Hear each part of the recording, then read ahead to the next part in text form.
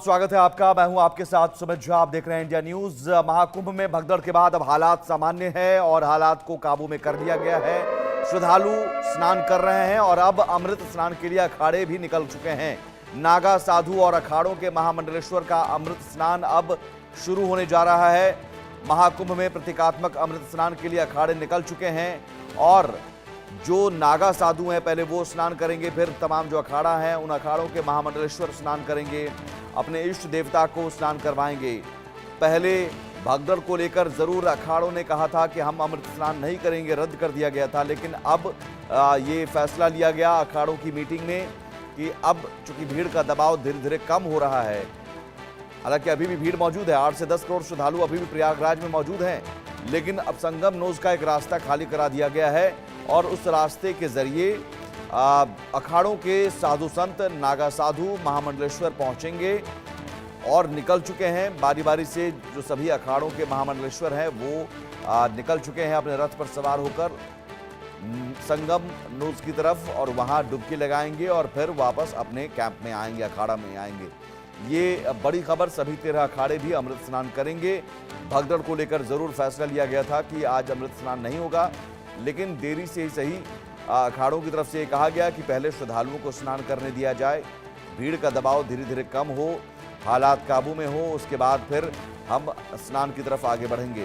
तो सभी अखाड़ों के साधु संत और महामंडलेश्वर अब स्नान करने के लिए निकल चुके हैं, प्रतीकात्मक अमृत स्नान के लिए।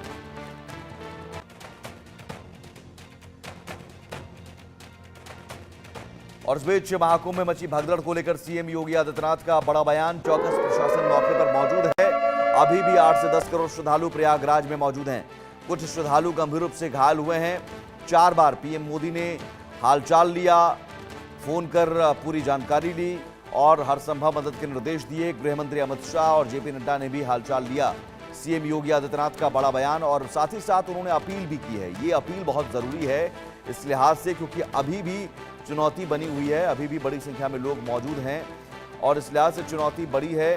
तो अपील ये है कि कहीं भी किसी भी जगह पर एक साथ ज्यादा लोग इकट्ठा ना हो। संगम नोज की तरफ जाने से बचें। जहां पर मौजूद हैं, जिस घाट पर आप मौजूद हैं वहीं पर आस्था की डुबकी लगाएं। अफवाहों पर ध्यान ना दें, अफवाहों से बचें और साथ ही साथ प्रशासन ने जो व्यवस्था बनाई है उस व्यवस्था का पालन करें। सुनिए योगी आदित्यनाथ। 10 करोड़ कुंभ में श्रद्धालुजनों की भारी भीड़ है और लगभग 8 से 10 करोड़ श्रद्धालु इस समय प्रयागराज के अंदर मौजूद है। कल भी 5.5 करोड़ श्रद्धालुजनों ने महाकुंभ का स्नान किया था। ये जो भारी दबाव श्रद्धालुजनों के कारण और श्रद्धालुओं के संगम नोच पर जाने के कारण वहाँ पर एक बना हुआ है, लेकिन पूरा प्रशासन मौके पे वहाँ मौजूद है। रात्रि को 1 से 2 बजे के बीच में अखाड़ा मार्ग पर, जहाँ पे अखाड़ों के अमृत स्नान के दृश्य से बैरिकेड्स भी किए गए थे, तो बैरिकेड्स को फांद करके आने में कुछ श्रद्धालु गंभीर रूप से घायल हुए हैं। उन्हें तत्काल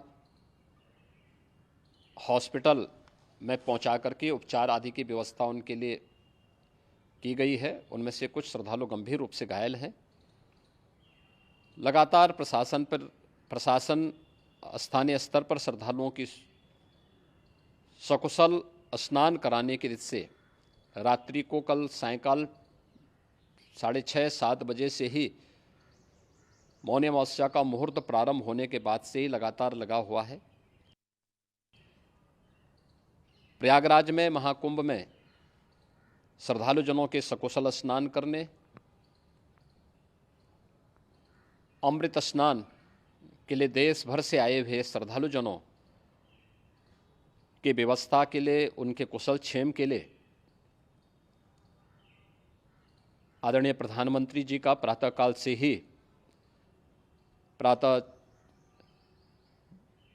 से ही उनके लगभग 4 बार प्रधानमंत्री जी ने हालचाल लिया है। माननीय गृह मंत्री जी ने, माननीय राष्ट्रीय अध्यक्ष भारतीय जनता पार्टी श्री जेपी नड्डा जी ने, माननीय गृह मंत्री श्री अमित शाह जी ने भी, और प्रदेश की माननीय राज्यपाल श्रीमती आनंदीबेन पटेल जी ने भी लगातार जानकारी लेकर के सभी के कुशल क्षेम और सकुशल स्नान कराने के बारे में निरंतर रिपोर्ट ले रहे हैं। हम लोगों की प्रातःकाल से ही श्रद्धालुजन जो भी आए हैं वे स्नान कर सकें, इसके लिए यहाँ पे उच्च स्तरीय बैठक भी चल रही है, जिसमें मुख्य सचिव भी हैं, डीजीपी हैं, प्रमुख सचिव गृह हैं, मुख्यमंत्री कार्यालय के अपर मुख्य सचिव के साथ साथ एडीजी लॉ एंड ऑर्डर के साथ साथ अन्य वरिष्ठ अधिकारीगण मौजूद हैं। प्रयागराज में हालात वर्तमान में नियंत्रण में हैं, लेकिन भीड़ का दबाव बहुत बना हुआ है। अखाड़ा परिषद से जुड़े हुए पदाधिकारियों के साथ मैंने स्वयं भी बातचीत की है। आचार्य महामंडलेश्वरों से भी, पूज्य संतों के साथ भी मेरी बातचीत हुई है, और पूज्य संतों ने बड़ी ही विनम्रता के साथ इस बात को कहा है कि नहीं, श्रद्धालु जन पहले स्नान करेंगे और फिर जब उनका दबाव कुछ कम होगा और वे सकुशल वहाँ से निकल जाएंगे, तब हम लोग स्नान करने के लिए संगम की तरफ जाएंगे। अभी पहले श्रद्धालु जनों को, चूँकि देश भर से आए हैं, तो इसके लिए उन्हें सभी अखाड़े इसके लिए सहमत हैं और सभी लोग इस व्यवस्था के साथ जुड़े हुए हैं। मौनी अमावस्या का महापर्व इस समय चल रहा है और जो श्रद्धालु हैं अब स्नान करके वापसी हो रहे हैं। देख लीजिए किस तरह से लोग स्टेशन पे भीड़ एकत्रित है और लोग यहाँ पे स्नान करके अब ये अपने घर की तरफ वापस जा रहे हैं। और देखिए यहाँ पे जो भीड़ है वो लाइन से लगी हुई है। कुछ लोग हैं, इनसे बातचीत करता हूँ मैं। आइए बातचीत करते हैं किस तरह से इनसे। सर क्या नाम है आपका? मेरा सरवण राम जांगिड़। कहाँ से आए सर आप? हम वैसे पुणे से आए हैं, लेकिन रहने वाले राजस्थान के। अच्छा, तो आपने स्नान किया मौनी अमावस्या का? स्नान किया। हम लोग यहाँ कितनी तारीख को आगे थे? 26 को। 26 तारीख से यहीं पे थे? 25 को से इधर ही है। तो आपने क्या कोई दिक्कत हुई, समस्याएं आज स्नान करने के बाद क्या समस्या आई? अभी समस्या है तो गवर्नमेंट तो अपनी तरफ से किया है, सब कुछ है, देख रहे हैं, लेकिन अभी पॉपुलेशन इतनी ज़्यादा है कि इतने में व्यवस्था है, मतलब इतना नहीं हो सकता हम जितना चाहे परफेक्ट। थोड़ा घुमाया जाए तो बहुत ज़्यादा है, बहुत ज़्यादा भीड़ है, लेकिन ऐसा है कि कुछ एक जैसे ये रेलवे स्टेशन पर व्यवस्था थोड़ा घुमाया ज़्यादा है। इधर 1 घंटे से हम इधर ही घूम रहे हैं, मतलब वो चक्कर बहुत ज़्यादा है। देखिए स्टैम्पेड भी हुआ और बाकी साफ सफाई अच्छी है, व्यवस्था अच्छी है, रिस्पॉन्स अच्छा है स्टाफ का, पुलिस का, सबका अपनी तरफ से। लेकिन एकदम रस अभी जैसे 18 नंबर गेट पर आज मैं उधर ही था, उसी भीड़ में था जहाँ आज गदर हुआ है, तो वो एकदम जनता भी